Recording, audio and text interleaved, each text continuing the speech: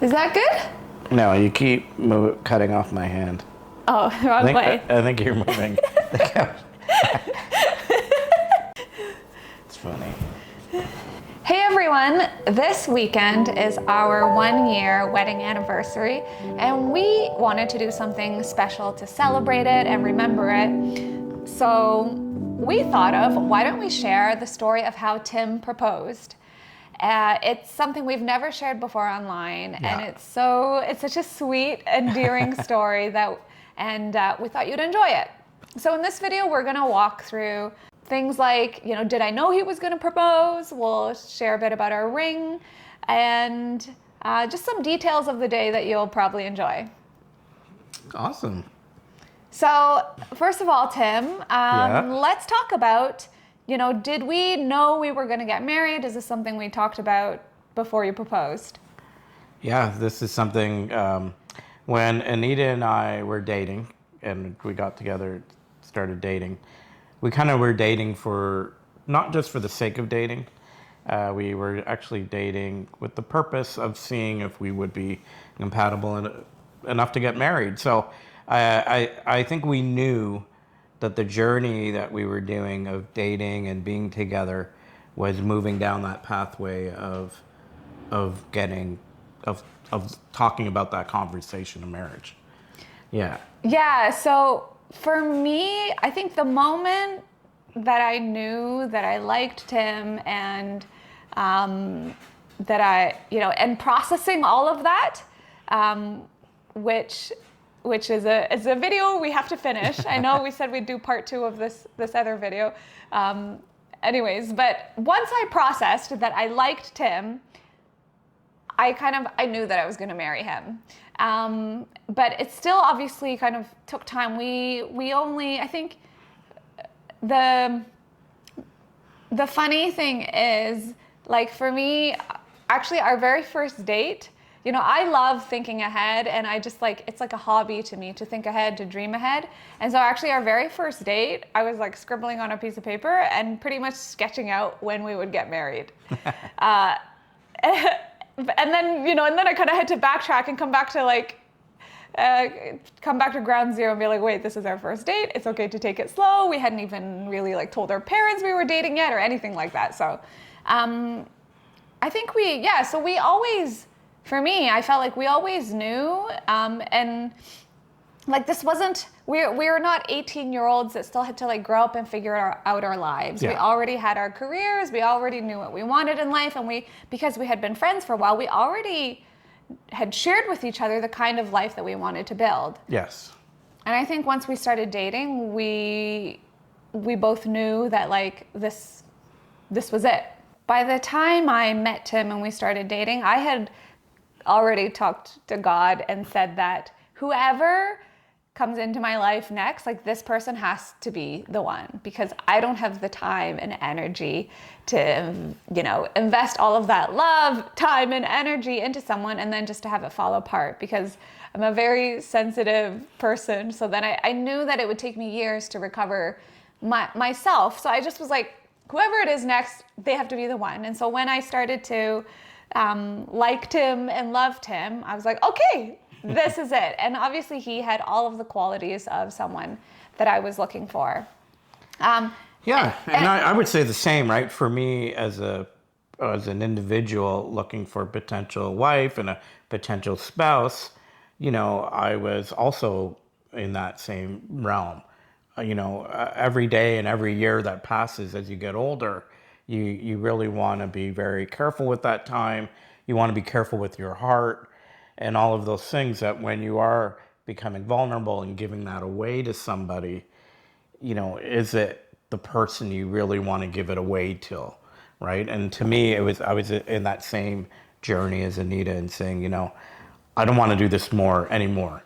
I want to have, Anita will be that person that I want to marry, right? Yeah. So it's an interesting thing when you're falling in love and discovering, kind of looking outwards onto a life together. Yeah. Right. So over the course of the year that we dated, Yeah. Tim started saying this line that also, because at first I would probably say I wasn't as keen on marriage.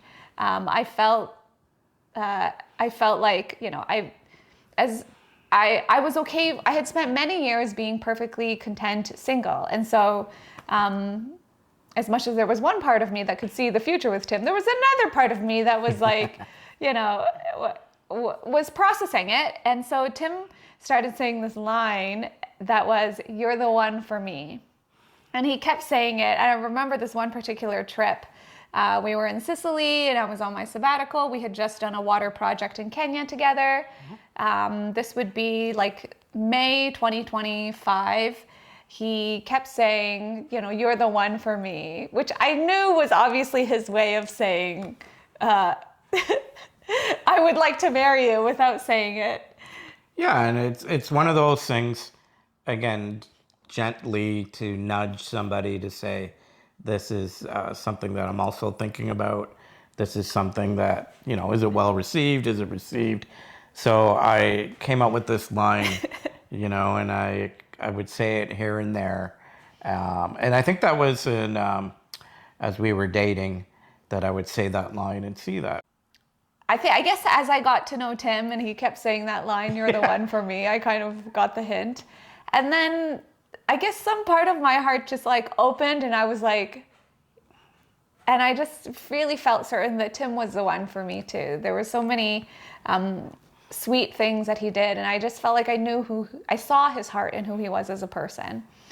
Okay, so let's talk about when you actually, so you actually asked my parents, first of all, to date me, and then also you asked them before we ever proposed. So let's talk a bit about that.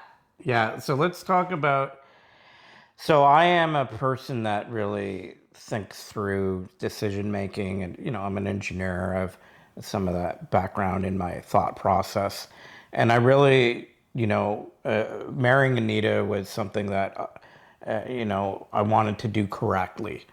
And if somebody met, the people that meant the most to us, the most to Anita and to me, I said, why wouldn't we want them to be involved in something that is so special to Anita and I, right?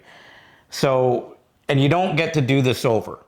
And so when I was thinking about this, and Anita and I were kind of, had this kind of conversations about marriage, I really wanted to include Anita's parents. And I wanted to, again, this is old school. Again, in quotation marks, this is something that not everyone has to do, or, we're telling people to do. But for me, it was something out of respect. It was something out of knowing how important these individuals are to Anita, that I wanted to go and speak to them myself, and to ask Anita's dad, Paul, to ask him for the hand in marriage, if he would give the blessing, and her mom. So, we went to the house. Like, for me, it was an important thing to do. Yeah, and I should add that I also knew it was important to my dad. Yeah. And so the fact that Tim was so okay, so I told Tim beforehand, I was like, "You need to ask my dad," and he was ready to go. He wasn't afraid of it, and so that I loved, because it also showed how much he respected my parents and understood and honored that. Yeah, and when you think about, you think about the before of dating, and then you think about the concept of marriage, and you say, well, who do you want in your life that you want in the rest of your life as you're a married couple? Obviously, I want my mother. My dad's passed on, but I want Anita's parents. I want the people that fought for us, and our parents to be part of our lives. So why wouldn't I make sure that was at the forefront, right? Because imagine the scenario is, I say, I'm just going to marry Anita, and Anita's parents hear, by the way, a month later, 3 months later, that we're engaged, and they say, oh, we heard.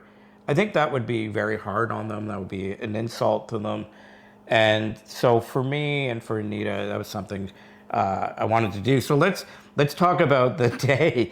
We had talked about how this could happen, and again, nothing is perfect. No one is perfect, and you can think through how you're going to do it and what you're going to say.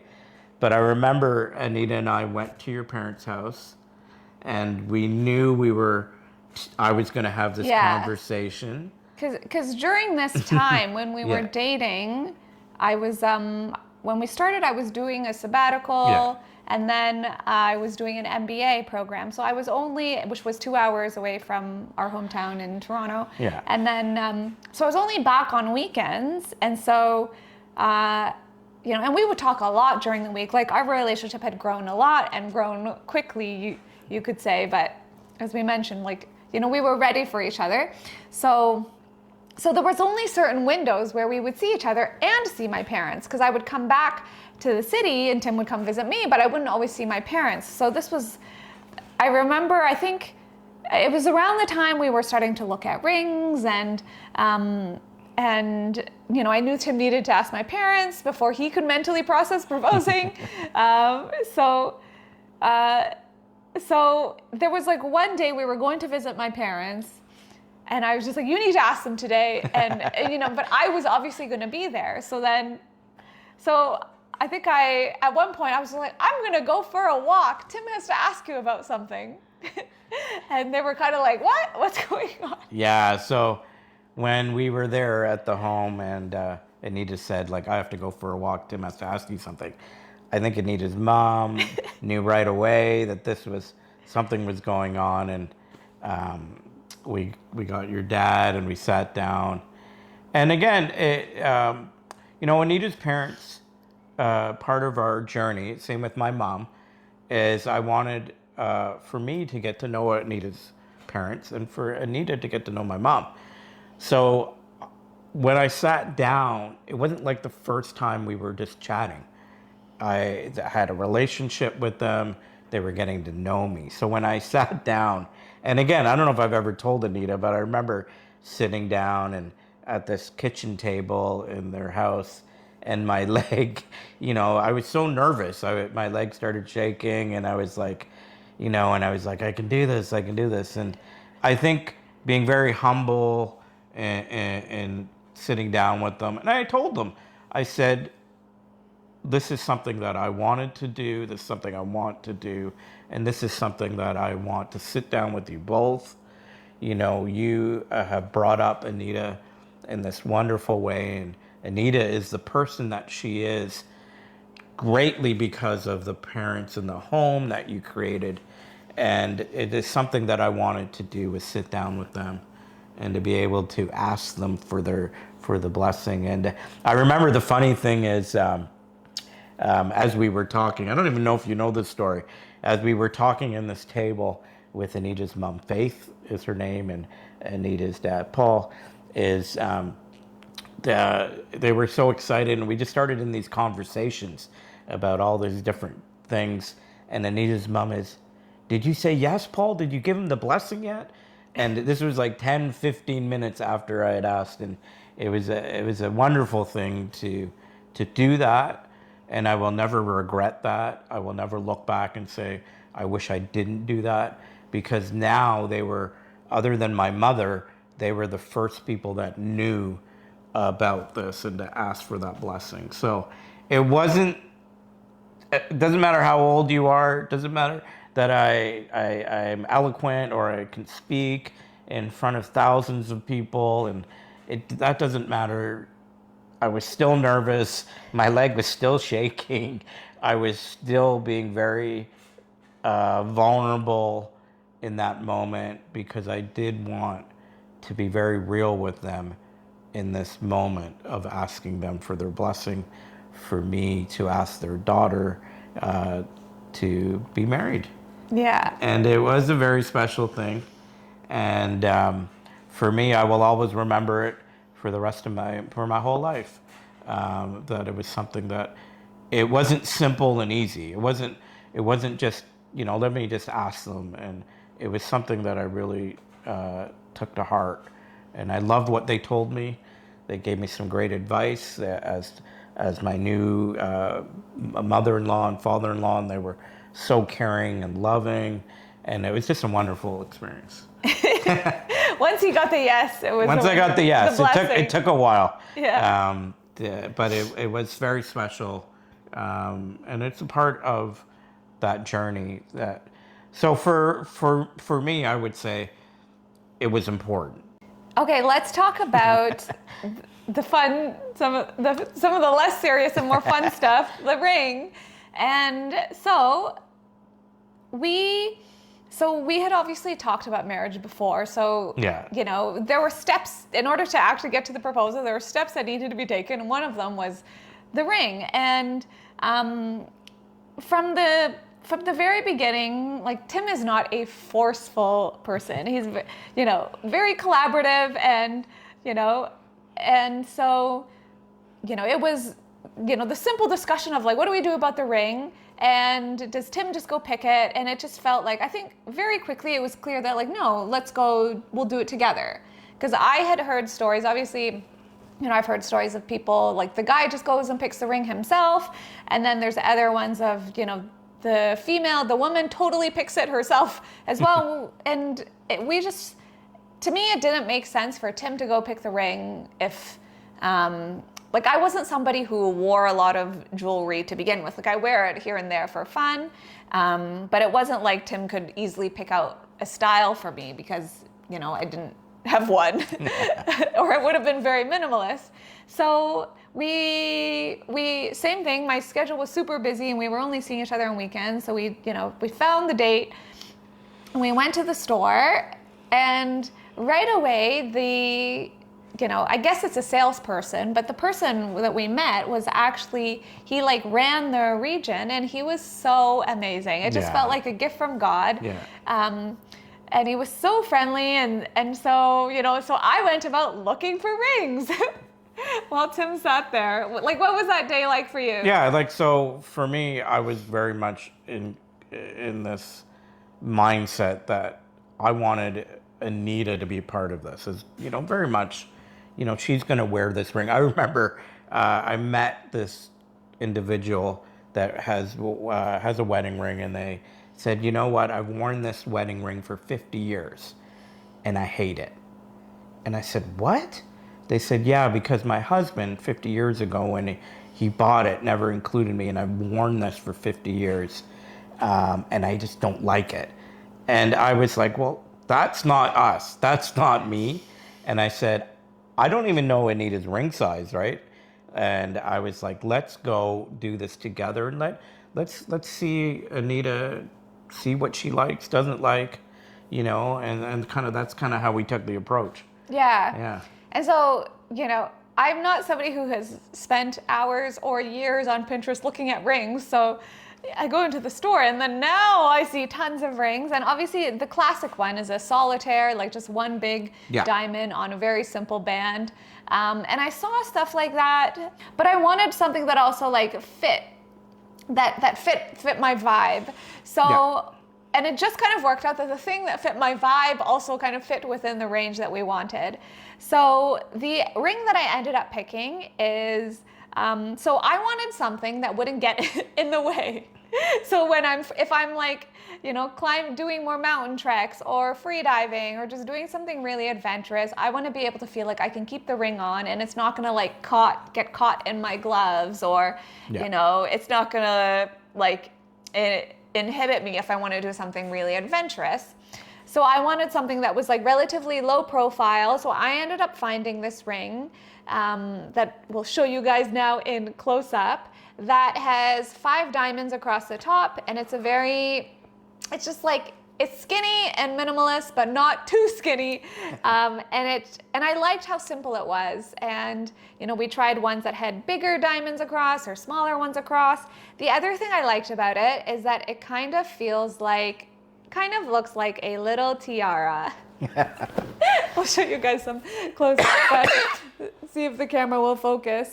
The other thing that felt really serendipitous when we were looking through rings is, so our sales guy was amazing, and we were telling him stories about who we are, and once he heard about the free diving and the trekking, and he understood that I didn't want something big and clunky, because some of the solitaire rings, because they stick out so much, and that's the style, it's like a ring and then you've got the big thing, they'll get caught on things. And so once he understood that, then he was showing us tons of stuff, and he actually gave us an idea, which we keep to this day.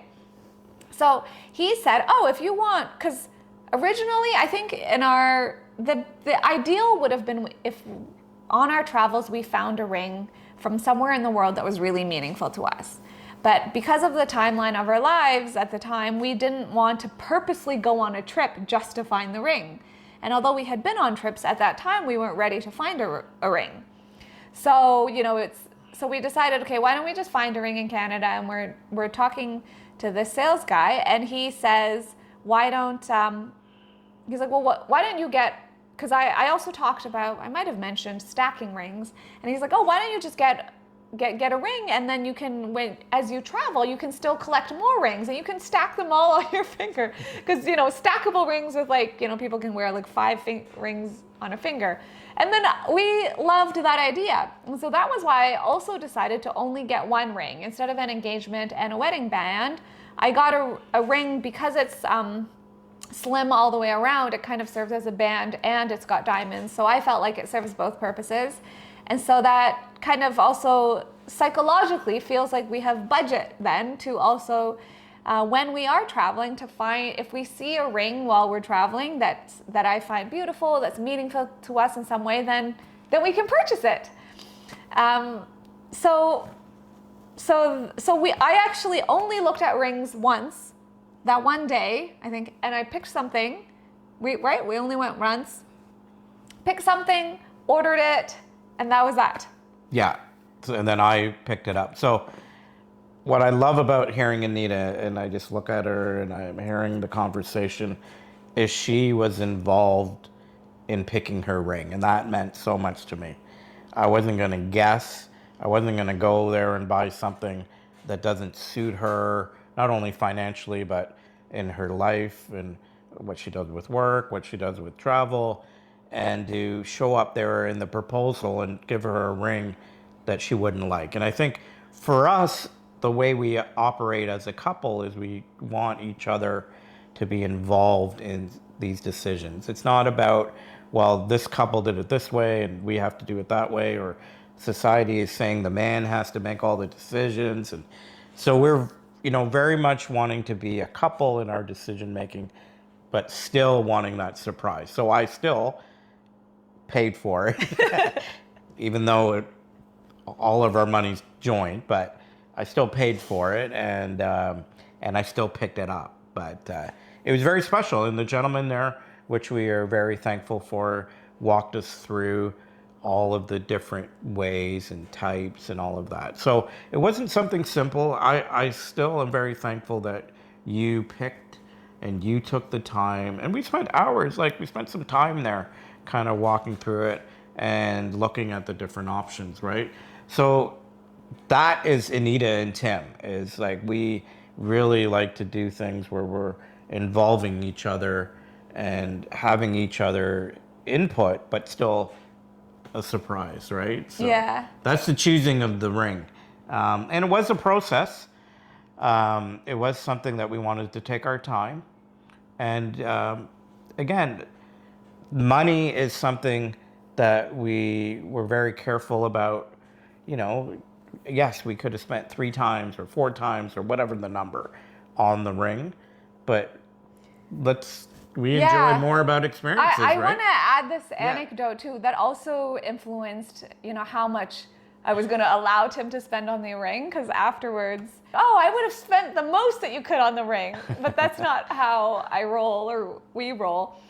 Because before, even a couple years ago, I read a book by Laura Vanderkamp. She's written a number of books about time and thinking about how we use our time, which is also our life energy and our money. And so she gave this analogy of how some people chose to, instead of spending $5,000 on a ring, they broke it down and thought about how many dates could that be. So for example, $5,000 on a ring, that could be 5 years of $1,000 a year for dates. And imagine how many like fun things you could have extra money for to don't, even to have an extra every month, knowing that you'd have $100 to spend, on one weekend a month to go on a really special date. Yeah. And for me, that really resonated with me, this idea of, instead of spending like a whole chunk of change on one big thing, why don't you actually break it down into something that's more meaningful, like having lots of small, romantic, cute, sometimes free, but sometimes fun, sometimes using money, dates. So because I'd already read books like that and thought that way, that's why I was like, let's pick a number that is good for us right now, but is also going to be good for us like 5 years from now, or 10 years from now. So that's kind of how I also found that middle ground for how much I wanted Tim to spend on the ring. Again, very important from a guy perspective that I included that. So imagine on this video that all Anita said was, Tim didn't include me in it. He surprised me with a ring, and I found out that we're paying a loan for the ring, or whatever the scenario is. And I think I'm so happy with my decision that Anita was involved in it. Anita picked the ring, but yet I was still the person that was going to propose with the ring, right? Yeah. Yeah. So I'm very happy with that. Yes. Okay, let's talk about the day of the proposal. Yeah.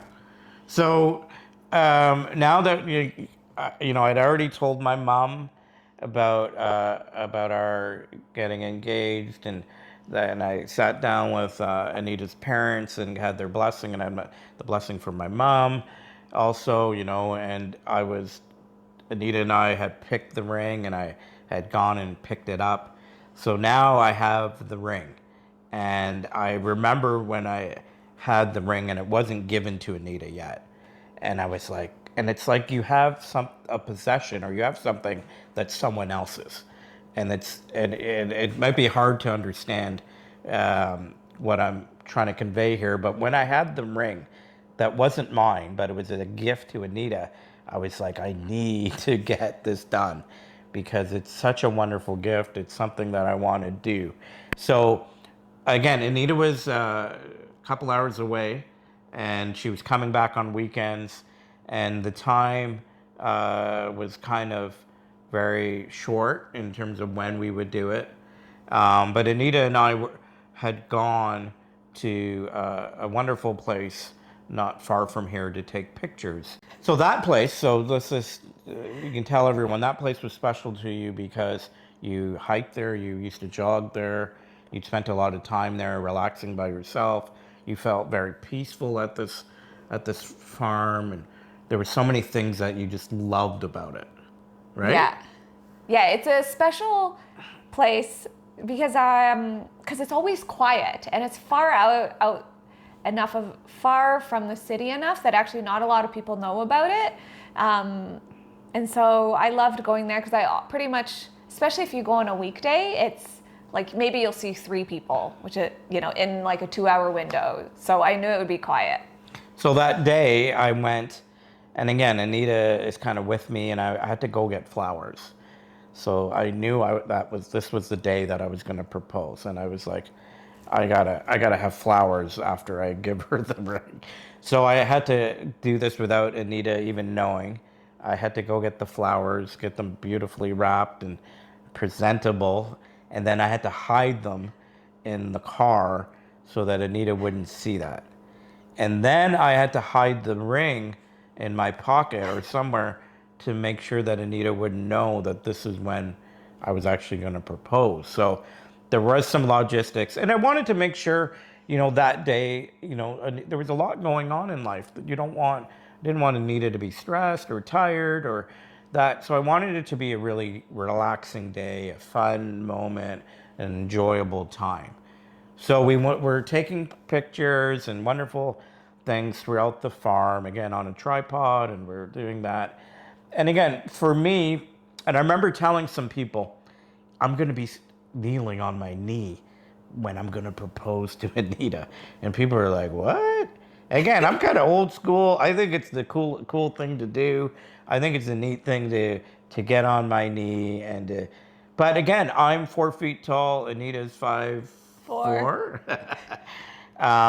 I was like, if I get on my knee and then I'm proposing to Anita, and these are things you can think about. How's this going to work when I'm trying to propose to Anita? So as we were spending that time together at the farm, I was like, well, this isn't going to work if I'm on my knee and Anita's standing. So then I found this special place, this cool place. You'll see the pictures that had a rock.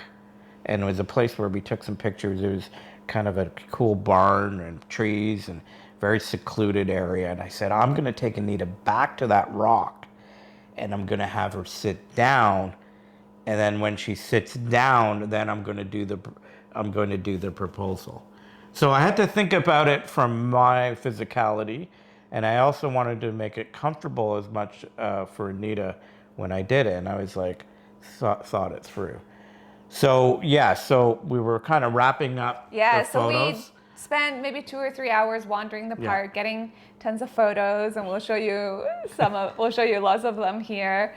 And I had a feeling that Tim was going to propose, partly because we had kind of mapped out the time frame when he needed to propose so that we could get married the next summer. So it was that fall.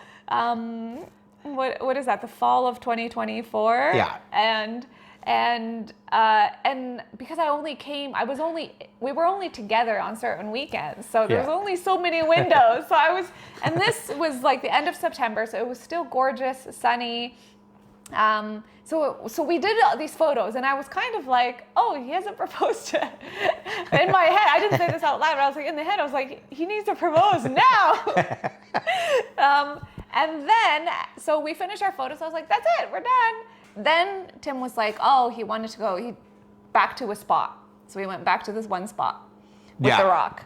So we went back to the spot, and I'm trying to not be too obvious about the spot. I made up an excuse about, oh, let's just go back to the spot. I wanted to maybe do some more photos or something not as obvious. And then Anita's standing there. And again, I'm nervous, right? Again, these special moments, just like I was nervous sitting down with Anita's parents, and very special moments, or I was nervous. Again, it was something that was very special. So I had Anita sit on the rock, which you'll see the pictures, and I got down on my knee, and again, this is not even soft, and I told Anita in my proposal what I wanted to tell her and give my life to her, and it was very special in that moment, and I proposed. And for me, it was something that I wanted to be heartfelt. I didn't really rehearse it or write it down. I'm not one of those people. Even, I wanted it, even though it might not have been perfect or might not have been eloquent, I wanted it to come from my heart. And I wanted it to be as real as possible. And when I had Anita sit down, and then I got on my knee, which was a little uncomfortable, and then I had to find the ring in my pocket, and I pulled the ring out, and yeah, it was a special moment that I cherish forever. Me too. So as he starts proposing, he starts giving me this little speech. I remember the first line he said, ever since I met you, you've changed my life. And then he started tearing up in his eyes, and he's so sweet. And I could just see the love that he had for me in his eyes, in his heart. And of course I said yes, and I could just see how nervous he was too, because his voice was quivering. And I felt so bad for him, but I was like, but it was so sweet. Yeah, and then it was so lovely. And so the one kind of odd thing is that the camera was actually set up on the tripod. And I remember I could have pressed record, but I didn't, because I had a feeling he was about to propose. But then, looking back, so after he proposed, the camera was still on the tripod. And I was like, we do not have it on video, but we can still get pictures. So the photos that you see right now are right after we proposed, and you can see how beautiful that spot is. And actually the photos turned out so well because it's on this path, and you can see some of the barn and the buildings and the trees in the background. And so sometimes I think to myself, if only I had pressed record, then we would have it on video. But there was also this part of me that was like, I knew that if it was recording, I would feel in the back of my mind this feeling of like, oh, it's recording, and I would know that it's recording. And so by having it off, I could just give all of my heart, attention, and focus to Tim in that moment, and just receive it as a special moment in my own heart. And then we had the camera, so we got some more photos. There's stories of people that go on a really big trip and they get to propose to there, and ours wasn't some like big fantastical thing. There's no balloons or anything like that. Tim didn't buy some fancy setup and put rose petals. And while that can be magical and beautiful too, I also just love the simplicity of the way we did it. Like, there was no one around. We were outdoors. We were conveniently already dressed up and nice because I was doing photos, and it was designed by us for us, and that's what we love. And I know that Tim didn't do something like over the top and extravagant because he chose thoughtfulness, and that's something I appreciate a lot about him. That we weren't going for extravagance; he was going for something very thoughtful, and he wanted to do something where I would be happy and feel comfortable, and we get to enjoy it. And that's what happened. And so I love how, even though the details aren't like fancy, they're actually still so special. And so, whenever we go back to that farm to hike, then we talk about, we'll walk through that area, and they have since moved the rock off to the side. We were there a month or two ago, and the rock was moved. And I felt like that was part of my special place. Yeah, the special moment in time when they put the rock and block the path. They moved it about 4 feet. Now the path is clear, but the rock is just on the side. Yeah. And so that is how Tim proposed. It was very simple, and it was lovely, and it just it was, even the way it happened is like the perfect foundation to our marriage, right? The fact that, we make decisions together, and we always consult each other. And, and so when we told our family, our immediate family, like obviously our parents already knew. And then, most people, I feel like they weren't surprised, because when we started telling friends about each other, they knew, like my friends knew like this was somebody special, and I knew that this was somebody special. So here we are 1 year later. So is there anything else that you would want to add, if somebody is looking forward to a proposal, thinking about how they're going to propose? How I did it, again, in our conversations about marriage, I knew that I wanted to do something that Anita would enjoy, right? So I think what I want to convey is, as you get to know your person that you're falling in love with, and your significant other and your spouse, that you would say, well, what would they like, and what would they enjoy, and what would they remember, even picking the ring. So those are things that I thought was very important, that Anita be involved in that, and Anita pick the ring. Again, this is a conversation that might end up in the comments, where I could have not chosen to sit down with Anita's parents. I could have not chosen to involve Anita picking the ring. I could have not chosen of Anita's favorite place. But imagine on this side, now that I'm married to Anita, right, 1 year later, I am like, nope, I made the right decision and in including Anita in all of those things, right? And I think that is what I would say about when you're thinking about a relationship and moving into marriage and doing a proposal. Is a proposal is about two people. Yes, it's about me proposing and asking that question, but it really is about two people coming together to enjoy life together. And for me, why wouldn't I want the most special person that I'm asking the question to be involved somewhat in that discussion? Yeah, Right? that it's like we're building something together, and if the proposal is going to be something that we're going to remember forever, I like that it was something we kind of crafted together. You know, while I didn't necessarily pick the spot of our proposal, as I mentioned, I knew I wanted us to get nice photos, and and kind of crafting that all together was something that we planned together and that I love. We hope you enjoyed hearing about the proposal story. And now we're going to go celebrate our 1-year anniversary this weekend. We hope you guys found this fun and we enjoyed sharing it with you. Yeah, leave us some comments and, maybe tell us some stories about your engagement or what you hope for maybe something that could happen for your future if you're not with somebody and you're thinking about engaged, how it could happen. We love reading the comments and Yes. love hearing stories from people all over the world. So, yeah, hopefully this touched your heart and you kind of heard a little bit about this journey for us. Okay, see you soon. See you soon.